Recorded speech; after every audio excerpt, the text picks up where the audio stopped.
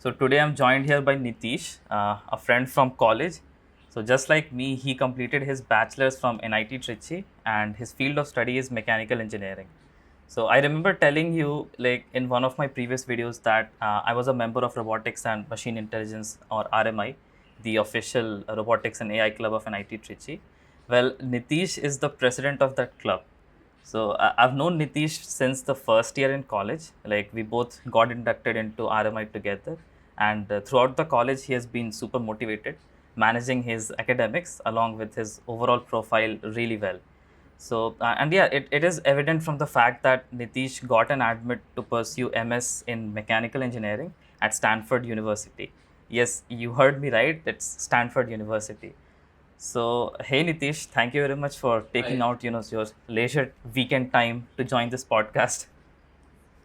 Yeah, no issues. Thank you so much for having me, so that It's everyone could be helped by my experience. yeah, definitely, it's going to be helpful. I'm sure about that. So, what do you say? Let's start with the questions. Yeah, sure. So, starting off with the first question, can you talk a little bit about the MS program at Stanford that you got admitted to? Yeah, sure. So the curriculum is basically like same as rest of the US universities, like eight Hmm. to ten uh, units per course. And in addition to that, the difference between Californian colleges and the rest of the colleges, like, pretty commonly, is that they have a quarter system instead of the semester system that we have. So Okay. 3 months of coursework, and then 3 months, and then you have a summer term. And Okay. similarly, like you'll have 6 quarters of study period. Okay. And one more difference, which I felt, which is evident in Stanford, is that like you don't have a thesis program as such. Oh. It's a complete coursework program, and in addition to that, but if you really want to take up research work as a part of your curriculum, you can add a coursework as a research coursework, Hmm. for and which would be for around 3 to 6 credits, I guess. So that is the only way you can take up research. So if you really are interested into pursuing research as the main goal of your as the main outcome of your program, then Hmm. Stanford like Stanford prefers you to go to the PhD program. I And see. coming to the coursework, it's very flexible actually. Like I was pretty shocked when I first saw the curriculum, because like there are few universities that restrict departments from taking courses from other departments. Like for example, Texas A&M. As like what I've heard is that you out of the 10 courses, you need to take 8 from within the department. Like you can choose any course within the department, but only 2 to 3 are allowed outside of the department. But in Stanford, you can take any Okay. course, like be it psychology, MBA, or anything. You can take Oh. courses from any department, but there'll be like a minimum requirement from within the department. Hmm. So if you said that, like I think it is around 2 to 3 units, not entirely sure, but like based on last year, it was around 2 to 3 units. And so yeah, apart from that, the rest of the units can be like you can take from anywhere else in the Stanford That's great college. actually. Like I feel that that should be like adopted by every university as it kind of promotes Yeah, interdisciplinary study and research. yeah. So it's actually better to be like jack of all trades than to be master of one actually.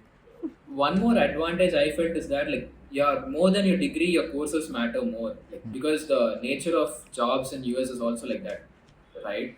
And Mm-hmm. a person from triple E or electrical engineering might have a same set of courses like mine, Mm-hmm. and a person from mechanical engineering might have a different set of coursework than mine. So it Mm-hmm. entirely depends upon how you choose the coursework, so that you define your profile.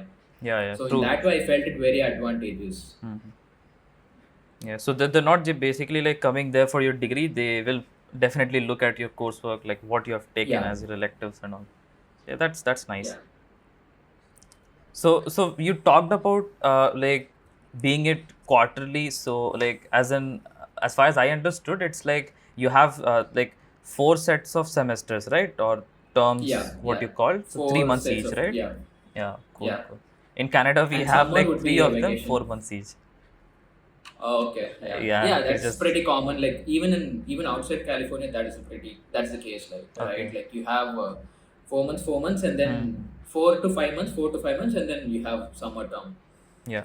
So summer term would be usually vacations for US universities. I'm not sure about Canada, Hmm. but yeah. So even So some universities adopt quota system even elsewhere, but yeah, California pretty much, like most of the universities that I have seen, like UCLA, hmm. UCSD, UC Berkeley, almost everything. UC Berkeley started with the quota system, but right now they are following semester system, I guess. Except Okay. UC Berkeley, like rest of the most of the colleges follow quota system in California. Yeah. I see. I see. Cool. Cool. So the program it's like that you're going for is MS in mechanical, right? Mechanical engineering, Yeah. if I'm correct. So like, what are your interests and what sort of like courses are you planning to take? To define a proper career or something. Yeah, my field of interest is in dynamics and control, like specifically robotics, like to Mm-hmm. be broad. Mm-hmm. And within robotics, I'm right now interested in dynamics and control. So, like mostly, I am planning to take courses in control and then extending to machine learning and reinforcement learning. Mm-hmm. So, I would be mostly taking mechanical some of the mechanical courses that are relevant to like my fields of interest, and then in Mm-hmm. addition to that I might be taking computer science courses, I guess. Like, I mean, I'm not particular about the department that offers the courses, but Yeah. Yeah. rather than the Course yeah, itself. the course curriculum. Yeah. Yeah, I totally understood. That's great actually. Like, it's Yeah. yeah, it's sort of like interdisciplinary and yeah, it's like highly valuable, I believe. So, moving on to the next question. So, what's the tuition fee and how are you planning to cover the expenses? I mean, I know that Stanford is going to be expensive. Yeah, but yeah, let's hear it from your end. Yeah. In total, yeah, definitely Stanford is pretty expensive. Like if you see the I-20 amount, I-20 is the, Hmm. like, expected budget for a year. Like that is the 9 months tuition. Hmm. But when you see the split up, it's actually not that terrifying. The reason is that the tuition fee is just $37,000. I mean, Okay. it is still a pretty high amount, Per year, right? but there are yeah, per year. Sorry, Hmm. yeah, per year. Okay. But there are colleges that have even higher tuition fee, like Hmm. University of Michigan, University of I mean, sorry, CMU. All they have around 50,000, Okay. and Columbia has even higher, I guess. Hmm. The reason Stanford becomes higher is that it's situated in California, and that too in the Bay Area. So Okay. the living expenses are very high. In fact, my living expenses are higher than my tuition experience, I-20 amount. So Oh, my tuition is okay. around $37,000 per year, and my living expenses are 38,000 US Ah, dollars okay. per That year. is why, like, yeah, as far as I remember, when I had checked it, it was around $75,000 per annum. Okay, Yeah, so out of that, 37 is your tuition fee and 38 is the living expense. Whoa, yeah. that's So yeah, that's very like very different, I would say. yeah. So, but the living expenses are included under, I mean, the include, Tuition. sorry, like the living expenses include even your insurance and all, but some universities prefer to add that to your tuition fee, right? But Mm-hmm. still, even then, it doesn't come out to be that higher, like, because University of Michigan and CMU have around 50,000 US Tuition. dollars tuition Hmm. per year. Yeah. So I So believe if that you are even really if we like no, I mean I'm saying like if even if we like even if you study in Michigan then 50,000 is your tuition fee, then I would think at least 20,000 is going to be 20 or 25 will be around like your living expenses there, right? So it yeah, will be around yeah, the yeah, same yeah. value, I believe. Yeah, sure. Like actually, like there is just around $2,000 to $3,000 as per I-20 amount difference from Hmm. Michigan and uh, Stanford. Stanford. But the difference is that you'll be living in a suburban area if you're in Michigan, and I urban is a see. suburban area. Whereas, so you can cut down the cost to a significant extent. Like even if it's $25,000, as stated in the I-20 amount, you'll not end up paying that much. You'll pay Okay. around $10,000 to $15,000. Even in Stanford, that is generally the case. Like you won't end up paying $38,000. Like probably you'll be paying around 20 to $25,000. So Hmm. We yeah, Indians are good at that. Yeah, we can easily cut down costs. yeah, That's nice. So yeah, so what are your plans? Like, how are you planning to, take this financial, investment? Right. So for now, I took a loan. Like a major chunk of my expenses will be covered by a loan. Hmm. So I took a loan from a nationalized bank, and in addition to that, my parents have savings for around Hmm. 20-25%. Okay. So Hmm. that would pretty much cover my expenses end to end. And Hmm. yeah, in addition to that, if I get any CA or TA or RA Ah, on campus, then that would reduce the cost further, right? So yeah, yeah, true, yeah. true. Makes sense. Interesting. So you're joining this fall, right? So like, Yeah. what is your status on that? So right now, like I have my visa appointment around like second half of July, and yeah, that is the status right now. So if I get the visa, or Hmm. once I get the visa, like I need to start packing things, and then Yeah, the flight. starting date is September. Yeah, the starting date is September 20. So I have a bit of buffer time. So Hmm. yeah, I can take things after visa as well. Yeah. For me, it Right. was September 1st, like for this fall. Okay. Yeah. Anyway, I Mm. deferred. So yeah. I see. I see. Good. So, like, did you apply to any other university apart from Stanford? Yeah, I did. I applied to Penn, Michigan, UCSD, University of Southern California, then yeah, WPI, and Okay. I applied to TU Delft in addition to that. Okay. That's one college. Nice. That's not in US; it's in Netherlands. That's Mm-hmm. also a pretty good college. So these are the colleges that I Yeah, applied. I've heard it's really good for mechanical. Like, Yeah, and so yeah, like, where all did you get admits from? uh, I didn't get admits from Michigan and Pennsylvania. Okay. Apart from that, rest of the things I got admits from. So That's great. That's great. Nice. So I see, at least half of the universities that you've applied in California itself. UCSD, yeah. UCLA. It was not planned, but the it fitted that way, like the coursework and all Course and that all. things. Totally Yeah, like understood. Yeah. again, we sort our colleges in ambitious, moderate, and safe, right? Mm-hmm. In that particular order, like I had colleges from elsewhere as well, but when I had to remove colleges from like ambitious and then fit something into moderate, like these were the Mm-hmm. colleges that I felt were the best in that particular bucket. So. I see. I see. Totally understood. Yeah, and yeah, about that, you should always, like, we should always, like, shortlist our universities in that order: Right. ambitious, Yeah. moderate, and safe. It's really important. Yeah. Fine. So, moving on, like, are you comfortable sharing your GRE and TOEFL scores with us so that the audiences can get an idea of what scores to aim for? Yeah. Sure. My GRE score is 324 upon 340, Nice. and my TOEFL is 106. That's good. So yeah, not the top-notch scores, but still, yeah, Yeah. No, pretty decent. like, no, your GRE score is like it's really good. Like, mine was 314. You told 324, right? So yeah, it's already Yeah. yeah, like, way ahead. That's great. And yeah, But TOEFL score is decent as well. 100 plus anywhere is like fine. They don't care much about that. mm, the thing is And that Stanford this year didn't have like they completely scrapped off taking GRE scores. So there are okay. certain universities that like some universities had it under recommended, but Stanford was outright straightforward and saying that like we don't take GRE scores this year. So Oh. yeah, there are few universities that didn't accept scores at all. Hmm. Mm. In my case, I remember there was only one university, or it's not university, actually one program in I guess University of Waterloo that said that they're not going to consider GRE scores at all, so it's no point there's no point sending it. So yeah, and the remaining, I believe they said it's recommended if you send, but yeah, it's not necessary. Yeah. But So regardless, yeah, that's it. it's better to write, right? Yeah, definitely. Hmm. Because like I'm not sure of this. This is just some like based on what I've heard from elsewhere is that your scholarships might be decided by your GRE in some Okay, colleges. okay, okay, Not entirely sure. So off the record.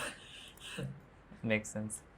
So also, yeah, like, how was your, like, how did you manage your academics, like your CGPA and all? Yeah, right. Like my CGPA at the time of applying was around 9.22, Okay, and nice. then in the seventh semester it dropped like point 0.2, and then right now it's again it went up by point 0.2, so it's Oh, the you same it as went how it up was last in the last semester. Oh, last okay. semester. Yeah. For me, in the entire last year, it has been decreasing. So I guess at the time of applying, I was at 9.43 or 41. I guess 43, and then now Hmm. I am at 9.25. Okay. Yeah, last two For me, it was semesters are really bad. 9.22, then 1.8, and then again 2.2 Okay, right I now see. at the end Nice, of nice. eighth semester. Yeah. Yes. So yeah, like when I was in college, like it was pretty fine. Like I didn't find it hectic. Like managing, like I was managing my academics, and along with that, like the RMI club RMI which I stuff. had. Yeah, yeah. Mm-hmm. Yeah. So these were the only two things that I had predominantly. So Mm-hmm. occasionally, like I had other commitments. Like I'm a part of JSPF. Mm-hmm. Which is a scholarship program in college. So I was part of that community. So yeah, Okay. one every once in a while I used to meet up there. So yeah, it was not pretty hectic. Like I've seen people who manage multiple clubs, like one technical club, and in addition to that, Yeah, fests and then a cultural club. So yeah, not entirely hectic, but still manageable. I see. I see. So it is important, right? I mean, to take care of your CGP, at least, keep it above Yes, 9, right? yes. Yeah. Yeah, it is like, yeah, because we generally hear that your profile is very important and your CGPA is not that important.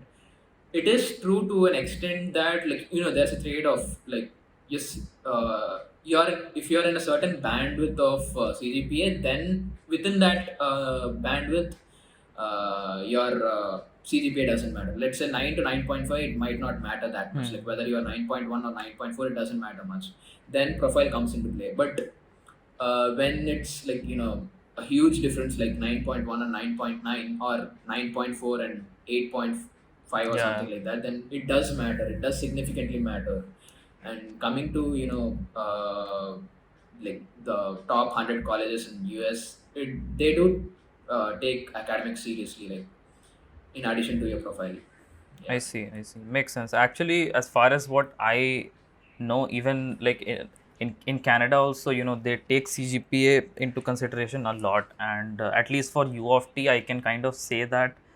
So it's this is not like any published anywhere, but yeah, it's like my assumption that what they do is basically they shortlist candidates initially itself based on their CGPA. I don't know like what's the number they use, maybe 8.5, maybe 9, but yeah, I always say to my audiences like always try to at least bring your CGPA close to 9. If not 9, at least close to 9. That will be like really Yeah. helpful in the long run.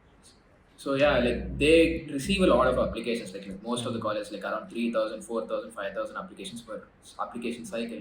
So the best way they could do is shortlist using GRE, TOEFL, and your GPA. CGPA. Like they Hmm. might have some, formula for like weighted average kind of thing, Yeah, in yeah. which they decide a particular number, and based on that number, they might, outright reject some of the applications. So yeah. True, true. Makes sense. So I know you have like amazing projects on your profile, and you also have a research paper on soft robotics. Actually, you remember we both got our papers, Yeah. presented in the same conference at IIT Mandi, and Yeah. like both the papers are published in Springer. So, like, anyways, like, can you briefly discuss the technical aspects of your profile, like your projects and internships? Yeah, sure. So, like most of my projects were from the RMI club. So I had like 2 to 3 projects. One is the first one which I did was a leader follower robot system, which I did it in my first year. And Mm-hmm. then coming to my second year, we had this soft pneumatic EMG assisted rehabilitation, which is the one I published a paper in INACOM. Mm-hmm. And then I had Huros, which is like humanoid robotic system. It's basically like currently like we are at the stage of biped. Like we are made a bipedal robot Mm-hmm. with static walking aid. So these are my significant projects that I took up in my college. And in addition to that, like I had 2 internships. One is in IIT Delhi. Like I Mm-hmm. worked in the summer term, and then again I continued that in my winter term. So I Okay, okay. worked Second on year, right? yeah, second year summer and third year winter. Okay, okay. Mm-hmm. So the work was like on mobile robots, like improving the navigation and uh, path planning of the robot using Aruko markers and then odometry Okay. error correction and kidnap robot problem. That was the problem statement that I worked on, Okay. and I continued that work in my winter internship. Mm. And during the summer of my third year, I worked in a work like I got an internship in Canada, Okay. in University of Waterloo, Okay. but Nice. unfortunately due to the COVID situation, Yeah. we weren't able to go there. So I did a remote internship under the same professor, and Oh, yeah, that was in biomedical image processing of so we determine whether a person has myopia or not. Like we establish a correlation between that and the optical coherence tomography images, OCT images of the eye. mhm. So, and we That's published nice. the research, yeah, and that paper has been published in SPIE conference in San Francisco. So, yeah, Nice. I have Nice. two research papers. That's Yeah. great. So, like, do you think your research papers had a significant contribution towards you getting admitted to Stanford? Uh, I might not be sure entirely because I've seen people even without research papers getting admits into Stanford. Hmm. But seeing my CGPA is not that high, like 9.5 plus, it's not that high, right? So that is the place where your profile comes into play. If you don't have very high CGPA, then yeah, definitely your profile will play a significant role. Like Hmm. the research papers might have had a significant impact. And also, like I need to mention this, I had a recommendation from my Canadian professor, so even that might have had a significant boost to my profile. I see. Yeah, very Yeah. important. That's why, we should always try to get good internships, like good research Mhm. internships and under like good And prof. then Yeah, yeah, it's really helpful later. try to get recommendations from them. Yeah, Yeah. totally understood. That's great. And so, like, apart from the technical stuff, like, did you have extracurriculars on your profile? Um, Not entirely, actually, not pretty significant ones. Like when I was in school, I had some, like I was a part of the Oh, Scouts and Guides team. I mhm. mean, the troop, and like I was a Raja Puraskar awardee, and then Nice. like I used to participate regularly in the JSPF meetings. So that is one aspect that I have. Then apart from that, like yeah, managing a club does come under extracurricular. Yeah, yeah. Obviously, you are Yeah, you are the president of RMI, right? So obviously right. that Yeah, would have provided a big boost there. yeah. So and then like I was a part of the Synergy, which is a mechanical department symposium of my college. So I Hmm. was in the events team of that symposium. So these are the things that I was a part of in addition to my academics. I Yeah. see. I see. That's nice. Yeah. And yeah, and in my third year, I was a part of the web ops team of RMI again. Okay. Okay. Nice. Yeah. There is no denying that Stanford is one of the most competitive universities to get into, and I'm sure that some of my audiences here would, wish to apply there. So, would you like to give them some advice? Yeah, sure. Like, in addition to SOPs, actually, Stanford does have question prompts. Like, some of the universities have additional question prompts. Like, I Hmm. felt that Stanford gives more priority to those things than your SOP. Okay. So, yeah, I mean, in the sense that, like, the question prompts are equally important to your statement of purpose. So in my case, like there were three questions. Like they were very specific in the sense, like they like why do you choose this particular university and this particular program and not something else, something like that.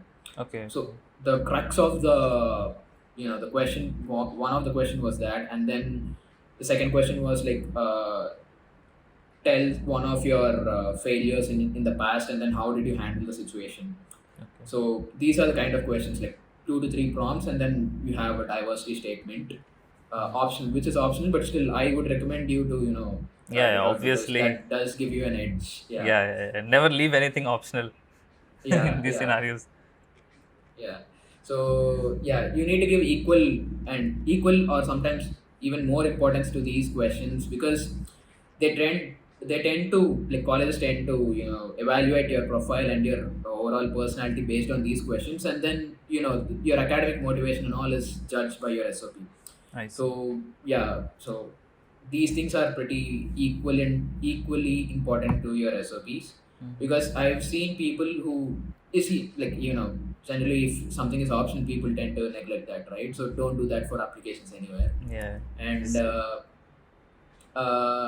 and in addition to that, like, probably in case your GPA is less also, like, I mean, like my range, it doesn't matter much. All you need to do is that compensate that with something else, like your profile, like either recommendations or Research papers. research papers, or Mhm. yeah, those things do help when your CGPA is less, but not a hard and fast rule that, like, they do see it's necessary Mhm. for you to have research papers, but they significantly boost your profile. So Understood. So, like, how yeah. many like LORs did you get for this? Like for this specific application? Uh, yeah, pretty standard. Like three letter of recommendations for all of the universities that I applied to, except for TU Delft, which Okay. had only two. So, and the thing is, like, yeah, I had one from my internship professor for each thing, and two from my college. So I adjusted accordingly, so that, like, you know, based on the profile, like, which university requires. I mean, yeah, based on the university, like, I high profile people I was assigned high profile people to Yeah, higher yeah, colleges, and then yeah. accordingly, yeah, Understood. That's yeah, that's good. So, like, did you take the like the those LORs that you took from your college? Like, obviously, our college, same college only. But yeah, like, so did you take from your department or like any other department yeah. also? Like, all the recommendations that I took from were from my department. One of the reasons is that, like, I didn't have much contact with other department people, Mhm. like, except from my faculty advisor in RMI club. I didn't have much connection with other department professors. And one more reason is that I worked under the professors whom I took recommendations under. So for under one professor, I did my final year project, and under the other professor, I worked for him in the past. So, like, I thought that would significantly make it Okay. more Mm. stand out. Like, I mean, it would that it's better to have a professor who, like, I mean, rather than the profile, sometimes even your relationship with the professor matters more. Yeah, yeah, So when you have equal relationship with both the professors, then yeah, definitely professor with higher profile might be better. yeah, So yeah, there's a trade-off. Like, you need to see, like, what is your relationship with the professor, and what kind of LR we will be getting out of getting from him, and also the profile. So yeah, yeah. balance both the things, and then according to your college, just send out recommendations. Yeah. True, makes sense. Actually, like in my case, I didn't take even a single LR from my department profs. I only got them Okay. from like maths department, like all the first year Okay. profs who had taught me, and it was because of the reason that the programs that I was applying for, they were not at all related to To your my like department. department. Yeah. So I didn't find it worth taking there. I was just like, most of the programs were like heavily inclined towards mathematics, so I thought it's better to get it from mathematics departments. And even those like profs who had taught me like some form of mathematics, which was like a core thing in my department, they were like, they had either left the college or they were retired, so I couldn't even ask Okay. them. So that was like a problem, so I had to go for the first year maths prof. Okay. Okay. Mhm. So yeah, Nitish, anything else that you'd like to share with us? Additional tips, advice, anything, like feel free. uh, One thing that I would like to say is, like, be honest, be as honest as possible in your SOPs, and then try to include more of personal experience. And one more thing which I would like to say is that avoid technical jargon, Hmm. because your SOP might be read not only by your department but also by the graduate companies. So, like, what you need to do is, like, include the details but boil it down so that a layman could understand. Hmm. So don't have it too technical, but include the details, but not Yeah, yeah. deep. Like, don't include technical jargon, You have to basically. find that balance, the right balance. Right? If Yeah. it becomes too technical, then yeah, it's like boring, not even like worth Yeah. reading. And if it's like not, if there is no detail, then it sounds fake. It doesn't even sound like Yeah. you've done it. So yeah, like Yeah.